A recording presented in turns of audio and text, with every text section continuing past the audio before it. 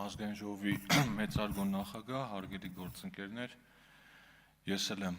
թեմայից շեղվելու, նախապես ներողություն եմ խնդրում, ես անկեղծ ասած չէի ուզում, որովհետև ելույթը ճիշտ է գրանցվել էի, բայց մտածում էի, եթե մեր ընդդիմադիր գործընկերները ելույթներով չստիպեն, ելույթս կանեի, բայց դե եղավ այն ինչ եղավ։ Ուրեմն ընդմիջմանը մի հատ էքսպերիմենտ արեցի, իրոք արել եմ, հետո եթե ուզենաք ցույց էլ կարող եմ տալ։ ChatGPT-ին գրեցի ինձ համար խնդրում եմ պատրաստիր մի ընդդիմադիր ելույթ ու պարտադիր օգտագործիր հետևյալ բառերը. թոշակ, պետական պարտք, աշխատող աղքատ, տուգանքի մատերիալ եւ մի քանի անգամ պարոն Թունյան արտահայտությունը, հետո գուշակեցիք, ստացվեց պարոն Ավետիսյանի ելույթ։ Այսինքն կարամ հաջորդ անգամ ելույթ ունենալուց առաջ այդ տեքստը տամ իրան, մի անգամից ելույթ ունենա։ Հիմա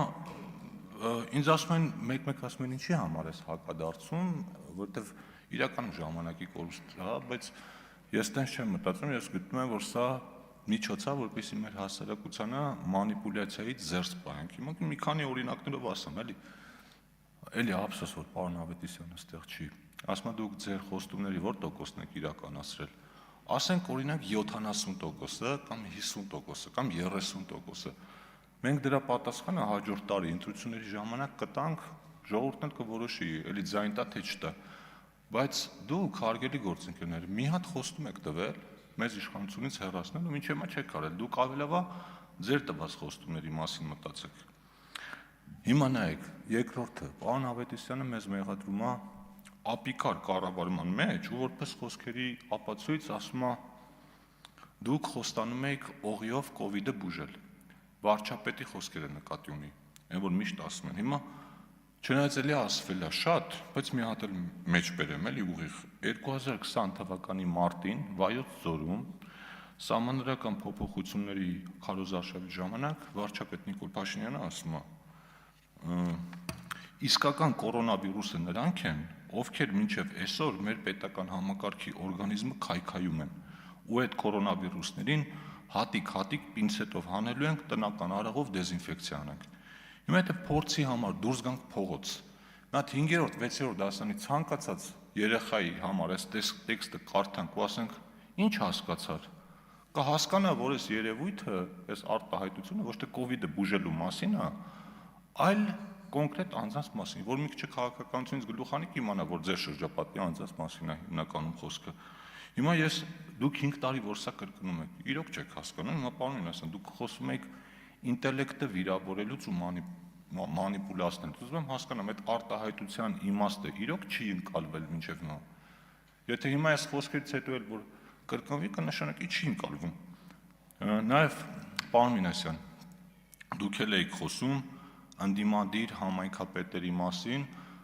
երեկ էլ ձեր գործընկերներից էլի մեկը խոսում էր, չեմ հիշում անունը, ով ու փորձում եք ներկայացնել, որ բոլոր ընդդիմադիր համայնքապետերի նկատմամբ քրեական գործեր են հարուցվում։ Երեկ պարոն Ռուբինյանը ոչ ամբողջական ցանկը կարդաց եւ այդ ցանկին կարելի է դրլիքը անուններ ավելացնել, օրինակ, ասենք Աբովյանի քաղաքապետը, որը մինչև այսօր շատ լավ աշխատում է, իր համայնքը շենացնում է, այդտեղ նաև կառավարության հետ համագործակցելով։ Բայց ես ձեզ մի հատ ուրիշ օրինակ եմ ուզում բերել, որը մի անգամ ասել եմ։ Հիշում եք ընտրություններից հետո 21 թվականի առաջին օրը, երբ դուք եկել եք ազգային ժողով, ինչ եք հագել։ Շապիկներ եք հագել Սյունիքի ընդդիմադիր համայնքապետերի նկարներով, որով դուք ցույց եք տալիս, որ նրանք ապօրինի բանտարկված են եւ ելույթներ եք ունենում, այդ մարդկանց հերոսացնում եք։ Հետո հիշեցնեմ ինչ եղավ մի անգամ, երբ Քաջարյանի քաղաքապետը համարձակվեց, որի նկարը էլի կար, համարձակվեց ծաղկե փնջով դիմավորել վարչապետի տիկնոջը։ Այդ մարդուն սարքեցիք ազգի դավաճան։ Հետո ինչ եղավ մնացած համայնքապետերի հետ, որոնք որոշեցին, որ ձեր գծի մեջ չեն ուզում այլևս մնալ, էլ որոշել են, որ պիտի կառուցողական աշխատեն իշահ իրենց համայնքների եւ իրենց բնակչության, այդ բոլորը դարձան ձեր համար դավաճաններ, անգամ ձեր թիմակիցները նրանց բառացի անվանեցին բրակ մեդիա պրոդուկտ ու ասացին, որ իրանք փուչիկ են, իրանց մենք փչել էինք, որպեսզի քաղաքական խնդիր լուծենք, հիմա եկել է այդ փուչիկները բաց թողնելու ժամանակը։ Այսինքն Էսա ձեր գործելավոճը, որովհետև դուք երկակի ստանդարտների չեմպիոններ եք, դուք խոսում եք արժեքներից, ինստիտուտներից, բայց չափանիշը մի հատ է, մեզ դեմ են, մարդիկ է կողմ։ Եթե մեզ դեմ են, ուրեմն այդ մարդկանց ամեն ինչ կարելի է, ամեն ինչ կարդարացնեք, այսինքն մարդկանց կարելի է հայհոյել ուղիղ եթերում, այդ ժամանակ ձեր համակիր լրագրողները ամոթխած կծիծաղեն, բայց ոչ մի բան չեն անի, դուք էլ դա չեք նկատի, բայց եթե մեզ դեմ չեն, ուրեմն նրանք դավաճան են, ու կապ չունի այդ ժամանակ արդեն հերոս են,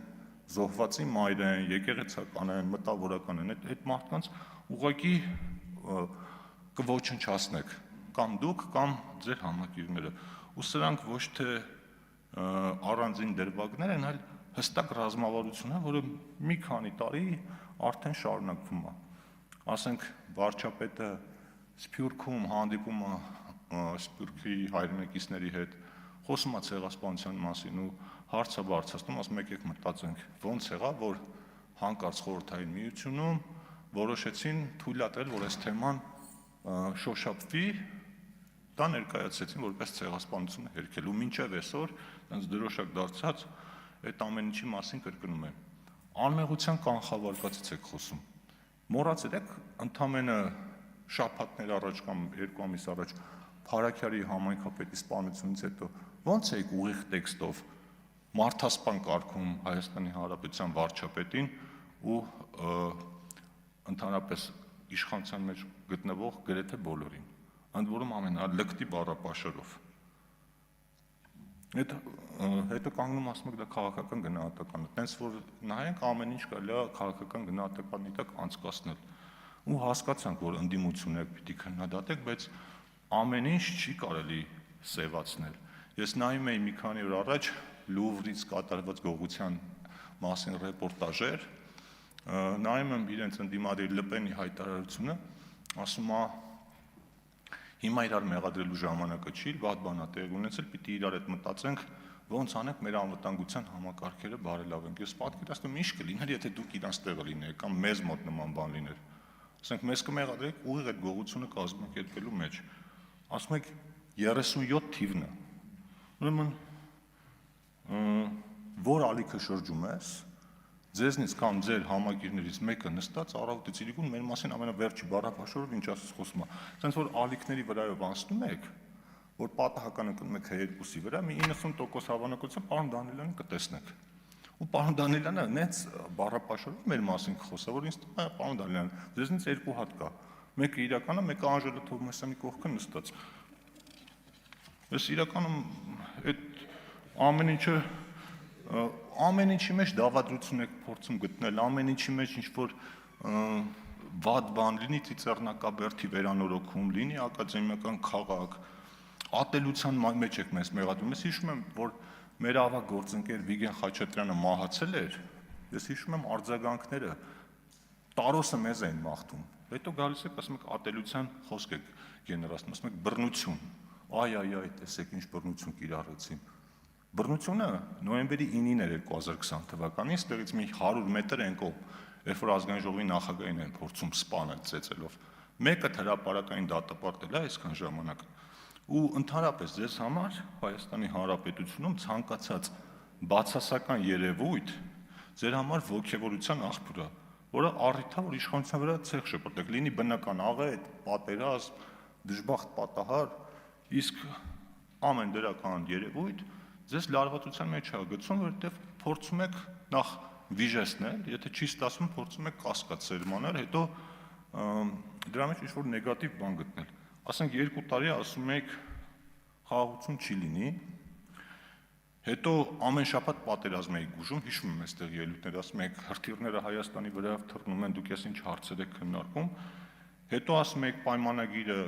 վտանգավոր դրույթներ է պարունակում, հետո տեքստը հրապարակվեց, ասեցիք բանավոր է այդ ամեն ինչը լինելու, 30 տարի խոսում էիք ապաշրջափակման անհրաժեշտության մասին, հիմա ձեզնից շատերը, այդ նաև մեր նախկին թիմակիցներից շատերը լուրջ դեմքով ուզում են ապացուցել, որ ապաշրջափակումը շատ վատ բան է։ Մեկը ասում է, պարզվել է, որ ղազախական ցորեն է գալու, հարցեր են հնչում։ Մեկը ասում է, սա վտանգավոր է, որովհետև կախվածության մեջ է գցելու,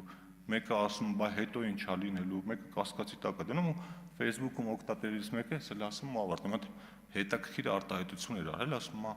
ոնց որ ամուսինը գատուն,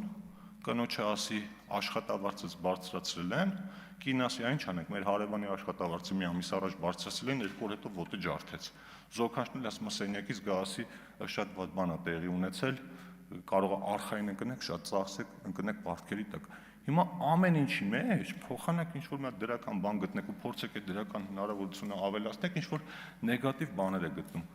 Ասելիք իրականում շատ կա, բայց ցավոք սրտի ժամանակը չհերիքեց, հույս ունեմ, որ հաջորդ խորհրդարանում մենք կունենանք իրոք կառուցողական ընդդիմություն ու հանրային ծառայությունների կարգավորող հանձնաժողովի նման կարևոր կառույցի անդամի ընտրությունը չենք վերաճի, ասենք մի քանի ժամանոց իրար քննադատելու միջոցառման։ Շնորհակալություն։